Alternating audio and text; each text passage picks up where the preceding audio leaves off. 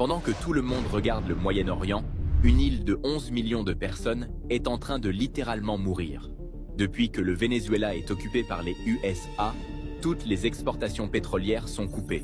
Le Venezuela est son seul fournisseur. Trump signe un décret déclarant l'urgence nationale et menaçant de tarifs douaniers de tout pays qui oserait livrer du pétrole ou autre là-bas. Le Mexique suspend ses livraisons, la Russie aussi. Cuba se retrouve seul, sans pétrole et sans électricité. Les coupures de courant durent maintenant des jours entiers. Les gens cuisinent dans la rue sur des feux de bois.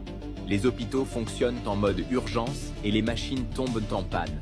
Cuba a suspendu le ravitaillement en kérosène. Toutes les compagnies aériennes ont annulé leurs vols. Trump prévoit d'achever Cuba et enchaîne les prises de parole choquantes à ce sujet. Le slogan du gouvernement cubain est « La patrie ou la mort ». C'est la plus grande crise humanitaire de Cuba depuis la chute de l'URSS. Et personne n'en parle. Voici les pays qui ont totalement refusé l'accès à la mer à d'autres pays. Prenez la Croatie par exemple. Elle n'a tout simplement pas voulu laisser à la Bosnie un accès à la mer Adriatique. La Bosnie-Herzégovine possède bien une minuscule bande côtière de 20 km. Mais pour accéder à l'océan, ils doivent quand même passer sous ce pont croate. Eh bien, un autre voisin mesquin, c'est le Bénin. Si on zoome, on voit le Grand Popo, une étroite bande de plage que le Bénin a prise sur le littoral du Togo. Cette bande de terre de 20 km coupe le Togo de l'océan Atlantique. Et bien sûr, lui refuse l'accès à la mer. Les Amériques ont aussi leurs voisins peu sympathiques. Et le Costa Rica le sait très bien. Son voisin, le Nicaragua, voulait garder ce lac rien que pour lui. C'est pour ça qu'ils l'ont appelé le lac Nicaragua et ont tracé leurs frontières tout autour, empêchant le Costa Rica d'accéder au lac. Et bien sûr, le Chili ne pouvait pas être en reste, puisqu'il bloque à la fois l'Argentine et la Bolivie pour accéder à l'océan Pacifique. Il faut savoir que d'antan, la Bolivie avait un accès à la mer, mais le Chili lui a tout simplement pris. Tu veux devenir imbattable en géographie? Télécharge Géolio. Vous vous êtes déjà demandé pourquoi nous, Français, avons de mauvaises relations avec l'Iran? On vous explique. De 1950 à 1978, la France voit l'Iran comme un pilier de stabilité au Moyen-Orient. On y construit des infrastructures, on leur vend des équipements militaires, et l'alliance va si loin que dans les années 70, l'Iran finance carrément le programme nucléaire français Eurodif avec un chèque d'1 milliard de dollars. Mais en 1979, tout bascule. L'ayatollah Khomeini est hébergé par la France depuis son expulsion de l'Irak par Saddam. Paris pense jouer la carte de la diplomatie.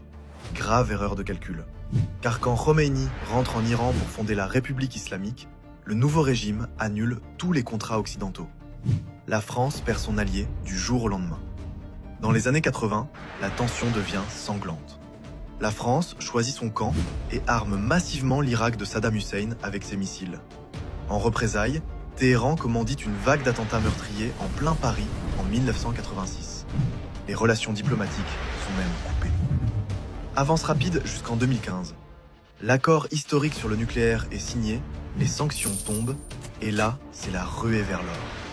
Les géants français comme Total, Peugeot, Renault ou Airbus se précipitent à Téhéran.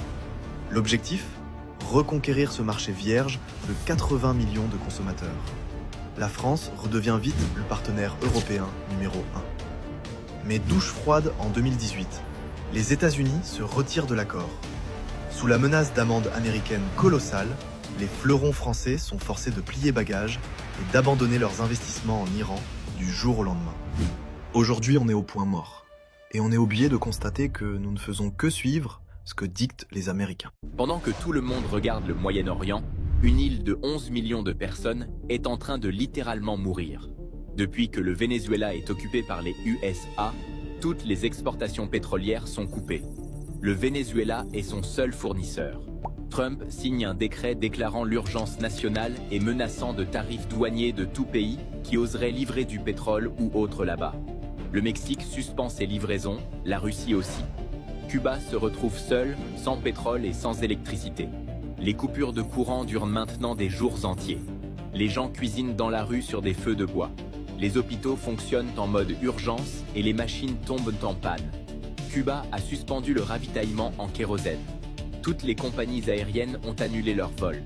Trump prévoit d'achever Cuba et enchaîne les prises de parole choquantes à ce sujet.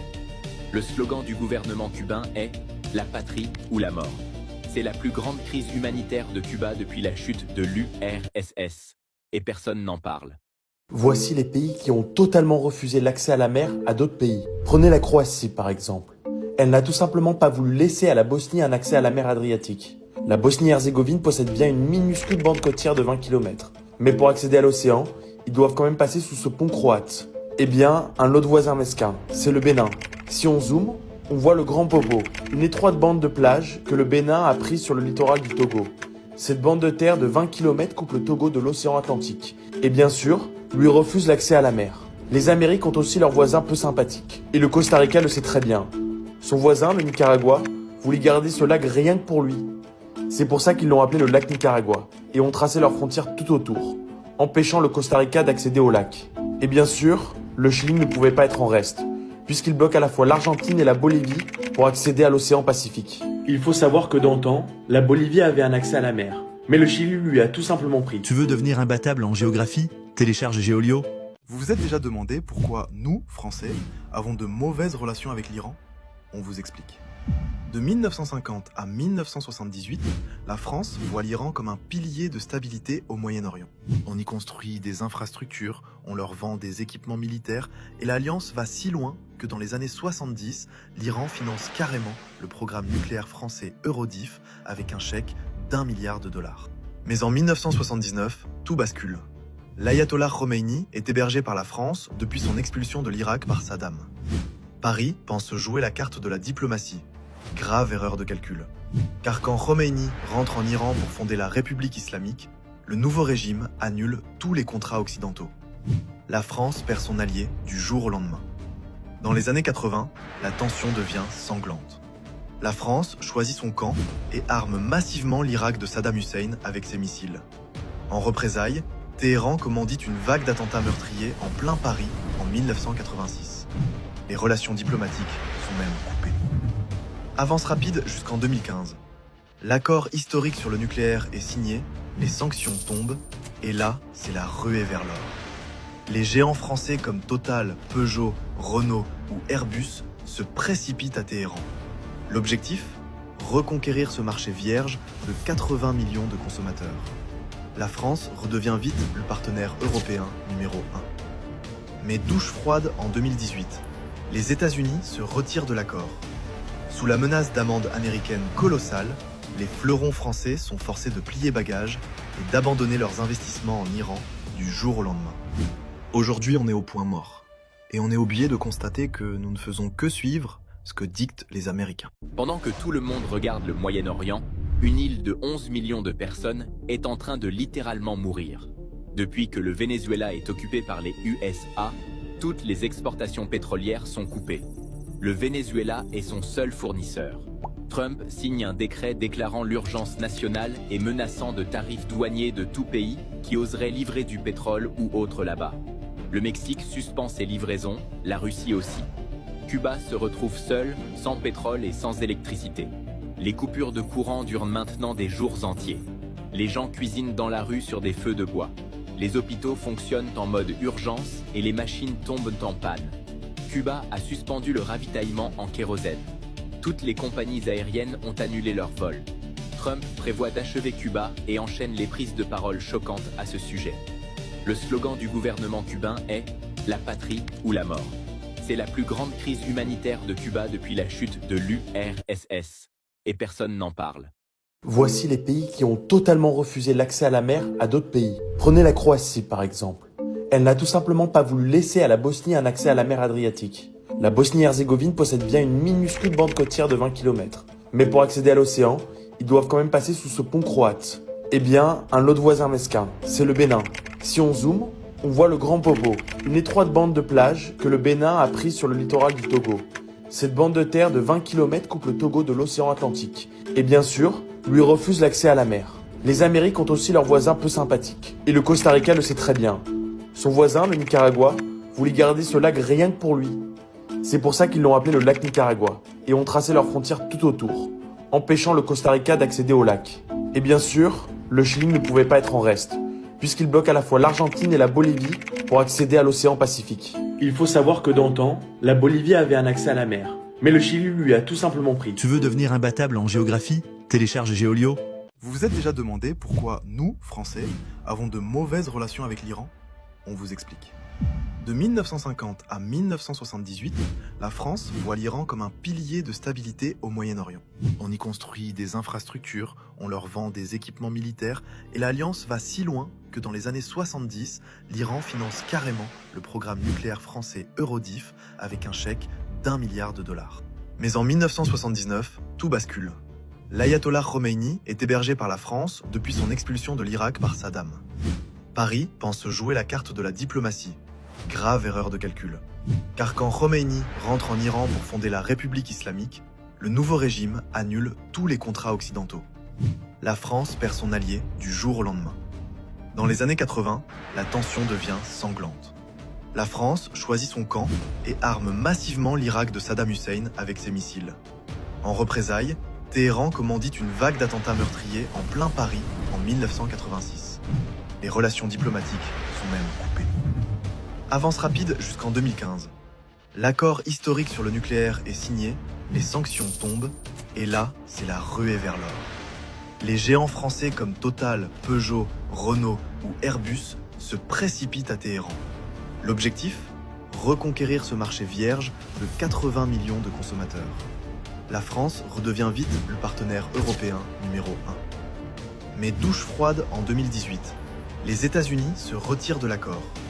Sous la menace d'amendes américaines colossales, les fleurons français sont forcés de plier bagages et d'abandonner leurs investissements en Iran du jour au lendemain. Aujourd'hui, on est au point mort. Et on est oublié de constater que nous ne faisons que suivre ce que dictent les Américains. Pendant que tout le monde regarde le Moyen-Orient, une île de 11 millions de personnes est en train de littéralement mourir. Depuis que le Venezuela est occupé par les USA, toutes les exportations pétrolières sont coupées. Le Venezuela est son seul fournisseur. Trump signe un décret déclarant l'urgence nationale et menaçant de tarifs douaniers de tout pays qui oserait livrer du pétrole ou autre là-bas. Le Mexique suspend ses livraisons, la Russie aussi. Cuba se retrouve seul, sans pétrole et sans électricité. Les coupures de courant durent maintenant des jours entiers. Les gens cuisinent dans la rue sur des feux de bois. Les hôpitaux fonctionnent en mode urgence et les machines tombent en panne. Cuba a suspendu le ravitaillement en kérosène.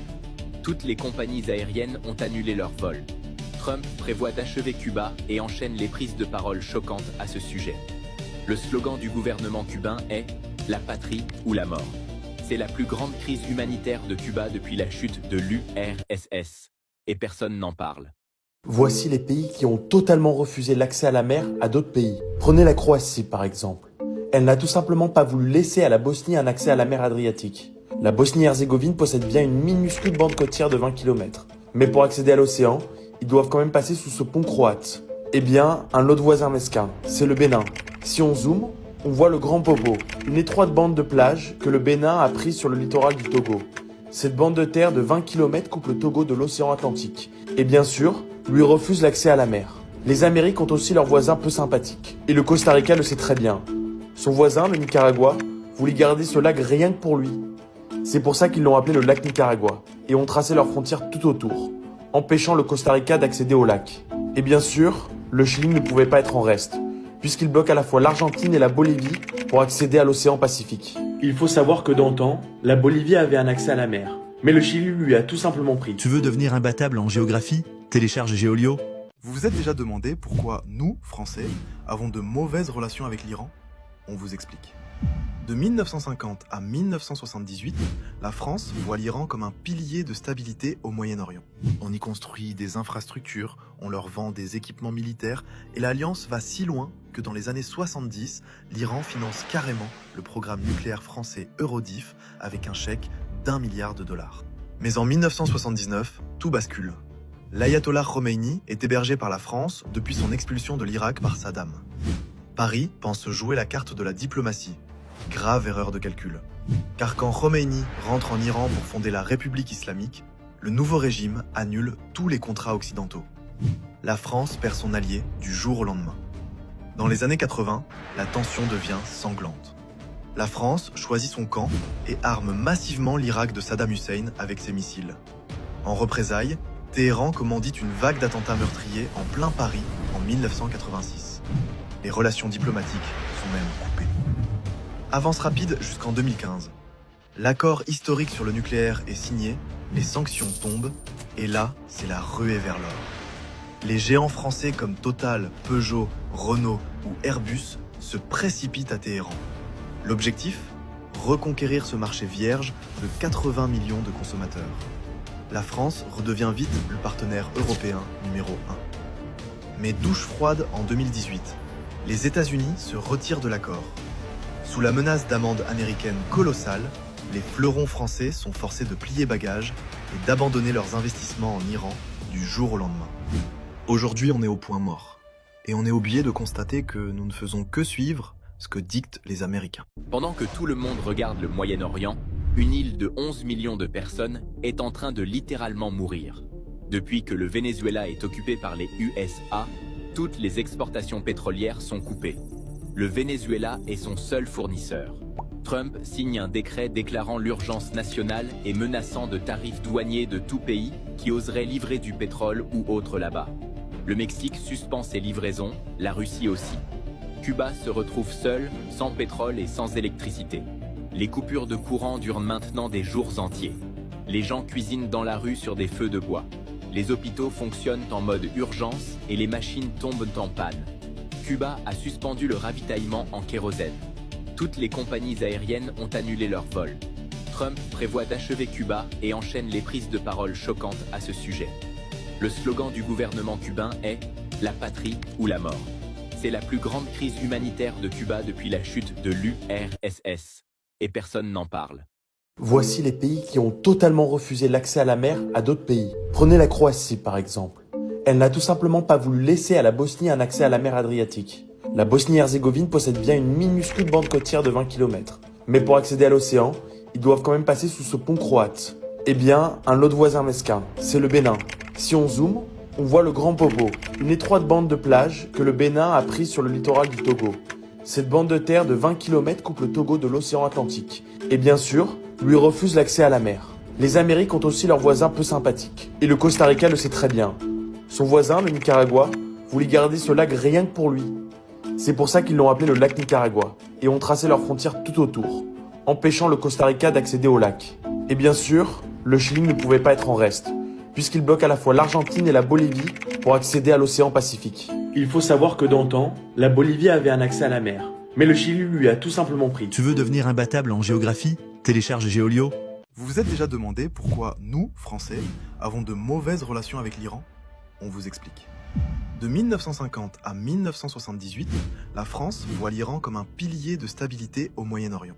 On y construit des infrastructures, on leur vend des équipements militaires, et l'alliance va si loin que dans les années 70, l'Iran finance carrément le programme nucléaire français Eurodif avec un chèque d'1 milliard de dollars. Mais en 1979, tout bascule. L'ayatollah Khomeini est hébergé par la France depuis son expulsion de l'Irak par Saddam. Paris pense jouer la carte de la diplomatie. Grave erreur de calcul. Car quand Khomeini rentre en Iran pour fonder la République islamique, le nouveau régime annule tous les contrats occidentaux. La France perd son allié du jour au lendemain. Dans les années 80, la tension devient sanglante. La France choisit son camp et arme massivement l'Irak de Saddam Hussein avec ses missiles.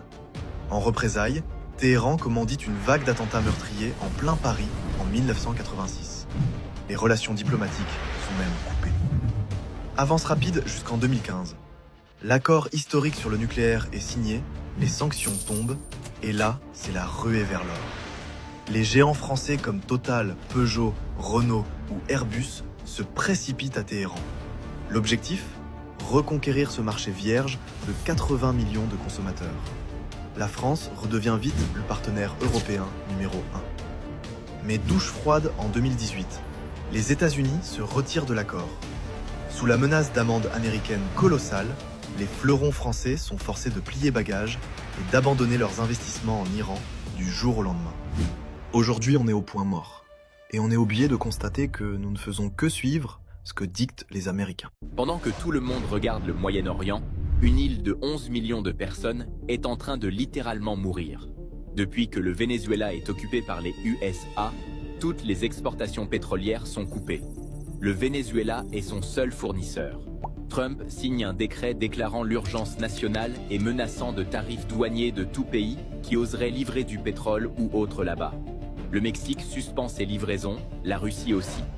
Cuba se retrouve seul, sans pétrole et sans électricité. Les coupures de courant durent maintenant des jours entiers. Les gens cuisinent dans la rue sur des feux de bois. Les hôpitaux fonctionnent en mode urgence et les machines tombent en panne. Cuba a suspendu le ravitaillement en kérosène. Toutes les compagnies aériennes ont annulé leurs vols. Trump prévoit d'achever Cuba et enchaîne les prises de parole choquantes à ce sujet. Le slogan du gouvernement cubain est « La patrie ou la mort ». C'est la plus grande crise humanitaire de Cuba depuis la chute de l'URSS. Et personne n'en parle. Voici les pays qui ont totalement refusé l'accès à la mer à d'autres pays. Prenez la Croatie par exemple.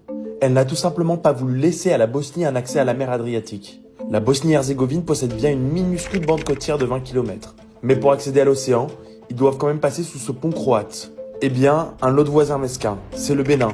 Si on zoome, on voit le Grand Popo, une étroite bande de plage que le Bénin a prise sur le littoral du Togo. Cette bande de terre de 20 km coupe le Togo de l'océan Atlantique. Et bien sûr, lui refuse l'accès à la mer. Les Amériques ont aussi leurs voisins peu sympathiques. Et le Costa Rica le sait très bien. Son voisin, le Nicaragua, voulait garder ce lac rien que pour lui. C'est pour ça qu'ils l'ont appelé le lac Nicaragua et ont tracé leurs frontières tout autour, empêchant le Costa Rica d'accéder au lac. Et bien sûr, le Chili ne pouvait pas être en reste, puisqu'il bloque à la fois l'Argentine et la Bolivie pour accéder à l'océan Pacifique. Il faut savoir que d'antan, la Bolivie avait un accès à la mer, mais le Chili lui a tout simplement pris. Tu veux devenir imbattable en géographie? Télécharge Géolio. Vous vous êtes déjà demandé pourquoi nous, Français, avons de mauvaises relations avec l'Iran? On vous explique. De 1950 à 1978, la France voit l'Iran comme un pilier de stabilité au Moyen-Orient. On y construit des infrastructures, on leur vend des équipements militaires, et l'alliance va si loin que dans les années 70, l'Iran finance carrément le programme nucléaire français Eurodif avec un chèque d'1 milliard de dollars. Mais en 1979, tout bascule. L'ayatollah Khomeini est hébergé par la France depuis son expulsion de l'Irak par Saddam. Paris pense jouer la carte de la diplomatie. Grave erreur de calcul. Car quand Khomeini rentre en Iran pour fonder la République islamique, le nouveau régime annule tous les contrats occidentaux. La France perd son allié du jour au lendemain. Dans les années 80, la tension devient sanglante. La France choisit son camp et arme massivement l'Irak de Saddam Hussein avec ses missiles. En représailles, Téhéran commandite une vague d'attentats meurtriers en plein Paris en 1986. Les relations diplomatiques sont même coupées. Avance rapide jusqu'en 2015. L'accord historique sur le nucléaire est signé, les sanctions tombent, et là, c'est la ruée vers l'or. Les géants français comme Total, Peugeot, Renault ou Airbus se précipitent à Téhéran. L'objectif ? Reconquérir ce marché vierge de 80 millions de consommateurs. La France redevient vite le partenaire européen numéro 1. Mais douche froide en 2018. Les États-Unis se retirent de l'accord. Sous la menace d'amendes américaines colossales, les fleurons français sont forcés de plier bagages et d'abandonner leurs investissements en Iran du jour au lendemain. Aujourd'hui, on est au point mort. Et on est oublié de constater que nous ne faisons que suivre ce que dictent les Américains. Pendant que tout le monde regarde le Moyen-Orient, une île de 11 millions de personnes est en train de littéralement mourir. Depuis que le Venezuela est occupé par les USA, toutes les exportations pétrolières sont coupées. Le Venezuela est son seul fournisseur.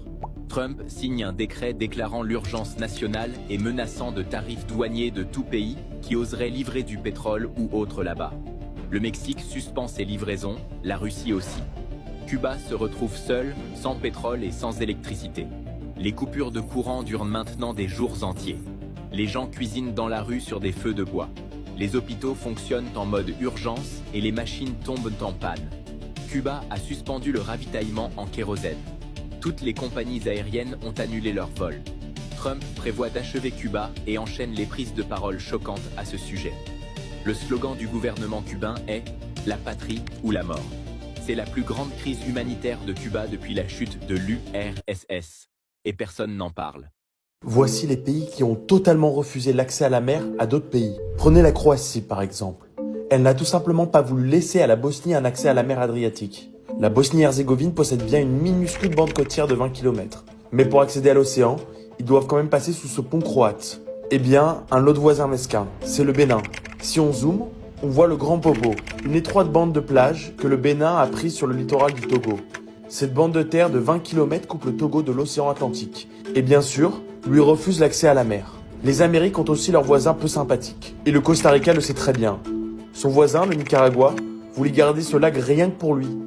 C'est pour ça qu'ils l'ont appelé le lac Nicaragua et ont tracé leurs frontières tout autour, empêchant le Costa Rica d'accéder au lac. Et bien sûr, le Chili ne pouvait pas être en reste, puisqu'il bloque à la fois l'Argentine et la Bolivie pour accéder à l'océan Pacifique. Il faut savoir que d'antan, la Bolivie avait un accès à la mer, mais le Chili lui a tout simplement pris. Tu veux devenir imbattable en géographie? Télécharge Géolio.